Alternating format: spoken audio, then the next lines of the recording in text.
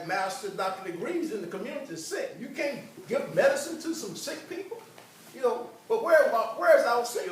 I do not feel that we are at the bottom. Our perception of ourselves puts us wherever we think we are. Yes, sir. I don't perceive black people, and if you will pay real attention to the white man, except for what he's brainwashed you to believe, that he's invincible, that he's doing everything. He thinks that you're taking over his world. That's right. That's right. That's right. Now, think about that now. You saying, we ain't got nothing, we don't do nothing, we ain't got nothing, so. He is fighting the war with himself. Yeah. Take back. Yeah. Yeah, so in fact, my brothers, let's say if there was even the perception of a curse on us, and it has been that, hey, we have lifted it. Hello. All right, now. Right for time. How many seconds I got? Let's do this. Let's do this. I'm making an observation here. Brother DK, I see you writing something. Can you raise a question, make a comment, speak to the issue? Thank you so much. And this is something that I've been begging Minister Yahweh to do for the last 6 or 8 years. Let's have community conversations. Yes. And it needs to be ongoing so we can begin to look at some of the issues. I'm just going to point out 2 things that I have observed that may be helpful to us. Number 1, there's a book called Think and Grow Rich. Yes. It's the second most sold book in the world next to the Bible. Right. That's Napoleon Hill? Napoleon Hill Foundation. Okay. All right. In there, they talk about 15 different situations where people have become multi-billionaires. And they give you how they got there. One of those scenarios was about a gentleman who was a miner. He had a stake in a mine. And he dug and dug and dug and dug. And he got distraught and tired and said, I'm going back home to the east and I'm going to sell my mine. Yeah. The person that he sold it to was intelligent enough to go and get an assayer to come and check that mine out for gold. The assayer found gold within 3 feet of where the original person was, had given up on. My point is this. I'm writing a paper now in a book that's going to be coming out pretty soon. It's called The Solution. Our solution. Our wealth is in plain sight.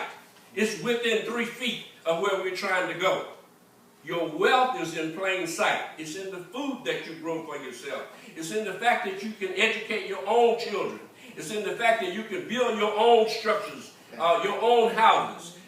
Do all these things for yourself and keep other people out of your business so you can begin to grow. That's number 1. Okay. All right.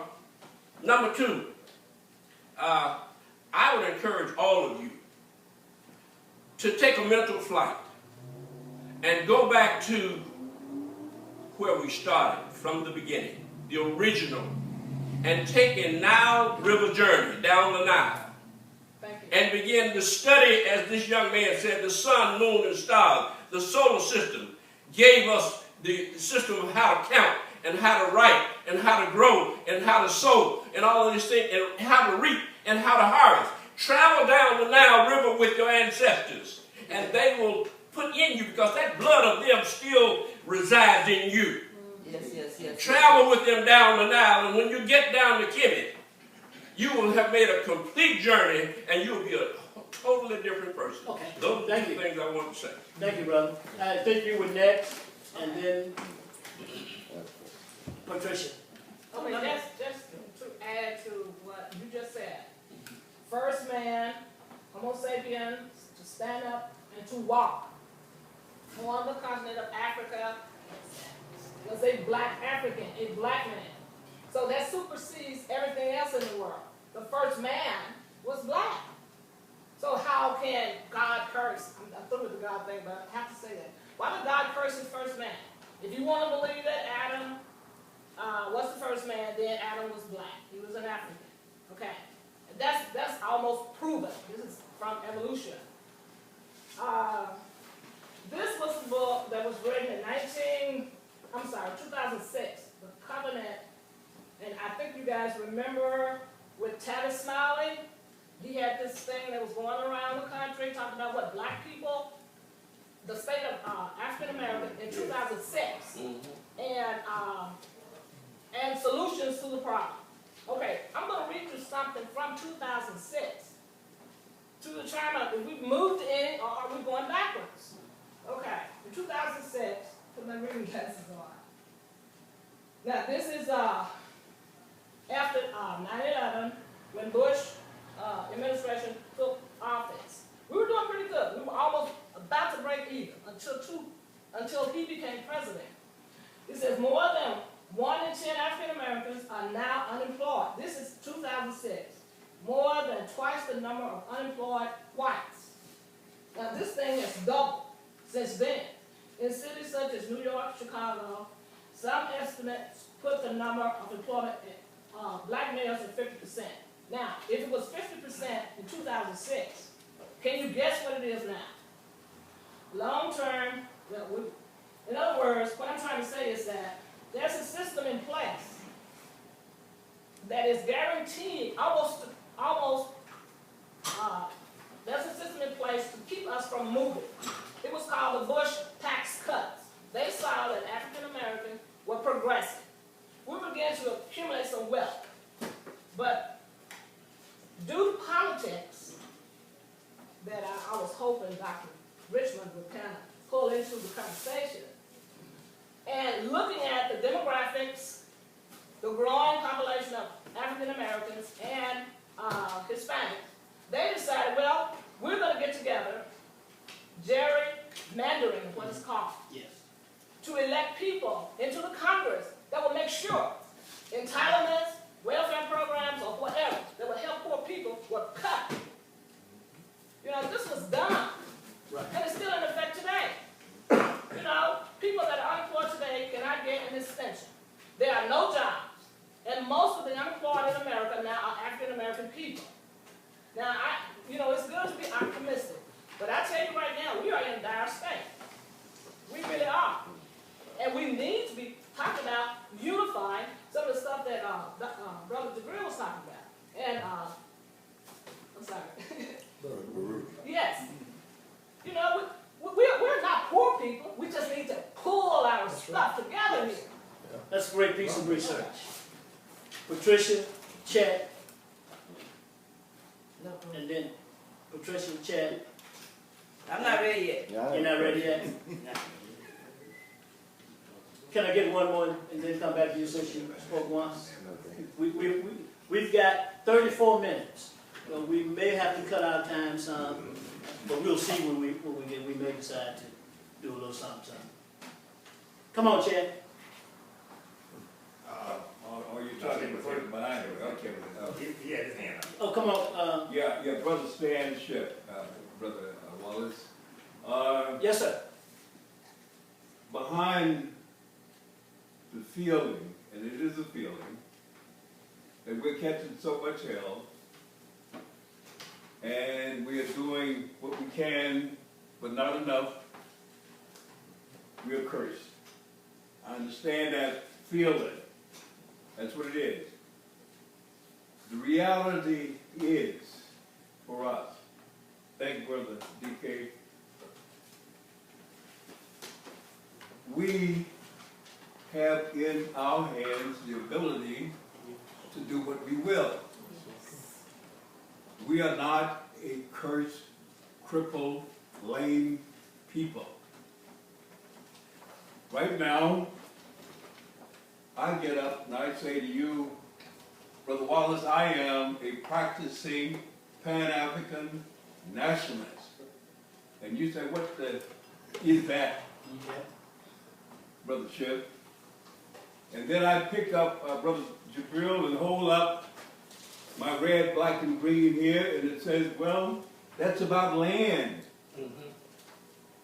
And the color green, land, and the color black, us, a universal African people who struggle for our own land. We must have land at home or and abroad, right here, in order to build things, Brother DK, grow things, Brother DK, to have a place, job, or complex to meet, land. It's all about land. The struggle is about land. Brother Jibril Shabazz was assassinated on February the 21st, 2 days from now,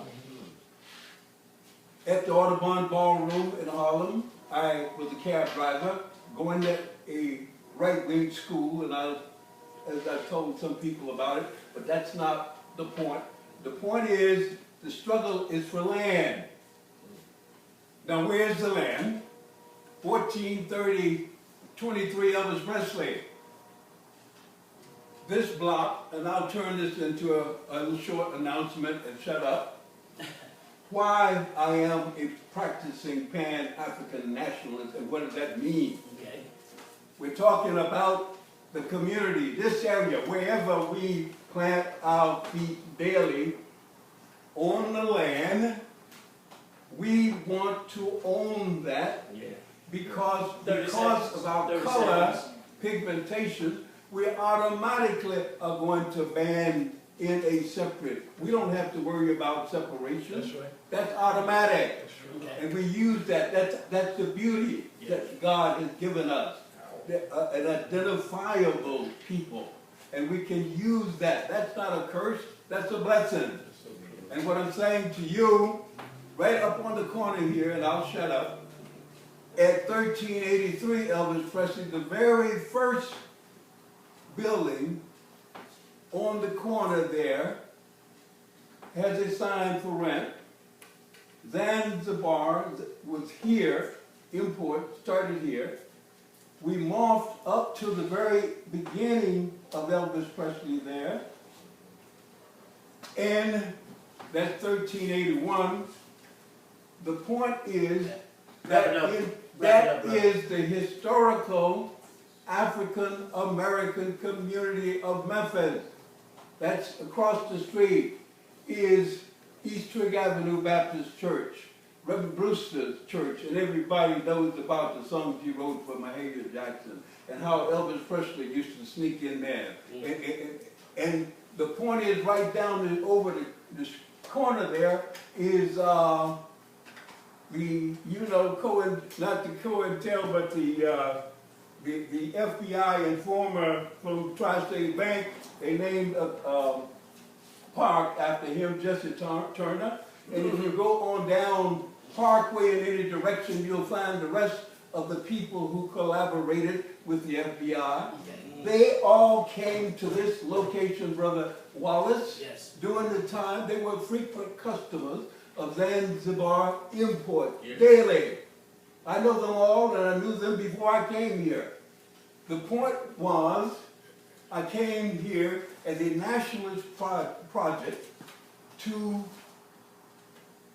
occupy this particular space because there's only 2 streets running north and south in Memphis that connect North Memphis to South Memphis. That's either Elvis Presley from State Line Road all the way up to the end, or 3rd Street. That's all you got. And so we chose this, and this is African American, Brother DK. Go ahead and wrap it. This is denial. Hey, This is denial. Stan, go ahead and wrap it up because we have other people. Yes, sir, but we have other people who want to talk. This point. We have other people. This point and announce this. You've been talking 6 minutes. The only reason You've been talking 6 minutes. I hear you, but the only reason that we are talking here today is that we have not taken back the land. Now the land. We have less than 30 minutes left. We have other people who want to talk. Yes, sir. The land is in court. Be considerate of other people, brother. There is a chancery court case, Brother Wallace, that is involved the future of this block. And I have been talking with Sister Toni about it, and everyone in this neighborhood know that. And that is also true. But that's not why we're here tonight. We're talking about the struggle. That's not why we're here tonight. Right. We're not here for that tonight. That's all right. No, it's not all right. It's not all right. It's not all right. It's not all right for you, but I just want to... Come on, brother. Come on, Brother Jibril. You know, come on, Brother Jibril. one way of, I know, Stan, good to see you, brother, sir. This is not the only panel of elders that can come here. Right, You know, we can have another set of Right. elders coming here next Wednesday right. to deliberate and elaborate on whatever issue there is out there that we think that we can grow from. Because, as far as I'm concerned, our only problem that we have is that we just hadn't organized our wealth. Yes. And I mean, the human part of that and the physical part of currency and whatever else those commodities got value to them. You know, it's when we get there, we're going to make that happen. But I think that, you know, next week we'll solve certain problem. We have a new panel of guests. We can have another session. Sure. We've got an hour and a half tonight, like we said. Other people want to get in. Don't mind. So how much? Don't mind at all. How much of our Don't mind. problem? I was I've got a simply question. making an I've got a announcement. question. I've got a question. That's all. How much of Making our an problem? announcement. How much of our problem has to do? This has nothing to do with you. Yes. Has to do with not cooperating, not fulfilling any of the 7 principles of Kwanzaa, but not cooperating with one another, jealousy, hatred, and not getting along, and being just. How much of our problem as African Americans are we plagued by that? Anybody? Come on, come on. You had your hand up first. Come on. Yes, And then you were next. I'm gonna get you, Osu. Look, let's make our comments as quickly as possible so we can get out of here at 8:30, all right? It's 8:05. I hear what you're saying about all the negative things, but what we need to focus on, whatever you focus on, whatever your mind is on, that's what begins to happen and act. Just like a athlete, if they're on and they're in rushing now, they train. They keep their eyes on the mark. You know what I'm saying? You keep your eyes on the mark. We can talk about negative things all we want to, but when our key is this, if we don't love, we don't have no true love for one another. When we look in the mirror, we don't like self. You have to begin to love self. And what this brother said about the universe, anytime there is a law, when I drop this, that's the law of gravity. The law of aerodynamics. The law of the lymphatic system, the beating, the heart is beating right now. There's a law. When you defy the universal law of God, you are out of balance. You are out of order. As long as you are out of order, nothing in your personal life, nothing in your family, nothing in your church, nothing in the community, nothing in the United States. You can look at the white folks all you want to. You're looking in the wrong place. You better look inside your own self and your heart. Now look at all these men here. If I'm a woman, my thing is that I should feel secure, protected, and loved by my brothers. I love my brothers. But as a woman, I need to know who I am as a woman. You need to know who you are as a man, and I will respect you that way. But when you individually, look at yourself, you don't have to go to Africa nowhere. Look at yourself individually. If you don't respect yourself, if you don't respect women, you wear a mask. A lot of us wear these masks, and you this way, you talk this way, but if you don't have a wholesome respect for women, you don't have a wholesome respect for yourself, your self-image is gone, you're not going anywhere. So you first have to start with your own self, with your own family. If you ain't doing right by your own family, how in the world you come and talk to us? If you ain't setting an example for the world to see in your own personal life, what is it? We ain't gonna never do nothing, and the key is love. You got to, if a brother show me love, he gonna show me with action. Words ain't nothing. But I'm gonna read this right quick, and I'm gonna move. You got 1 minute. Okay. It says here, it says, a word is the source of every deed, a thought of every act.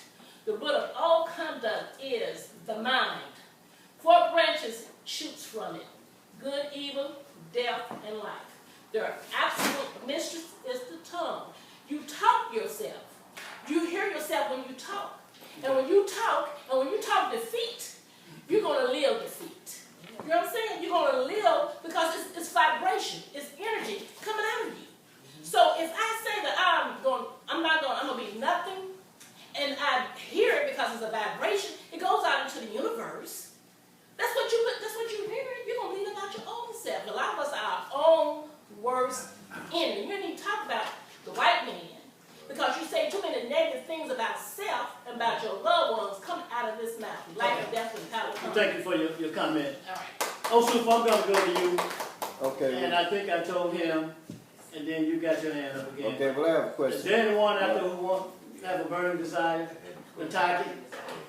You don't have a burning desire? Come on, baby. Brother Red, Yes, I do. you do. Okay, now we started off talking about what we curse. And it's been, I think everybody at the table handled that pretty well. We are not a cursed people. Okay, We've did some hell of a things okay. to come from under what we came under. You know, I think that we are sitting on the top, and that's the reason everyone is mad at us.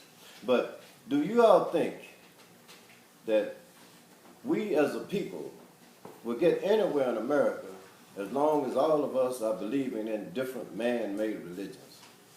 Do you think that That's a if, great as long as we're into religion, do you think we as a people will be able to rise? That's a great question. Minister, take that. No. Do I think that we as a people will be able to get anywhere believing in religion? Yeah, man-made religion. Man-made religion. Depending on who the man is and what the religion is he's talking about. If the first man on the planet was a black man, which in fact I was saying as relates to the Hebrew text, which has been used by Christians, Muslims, and everybody to set up what they call their religion based on those needs that they had morally. Based on that reality, we know that when we set up what was known as a religion at that time by those called Hebrews, we saw what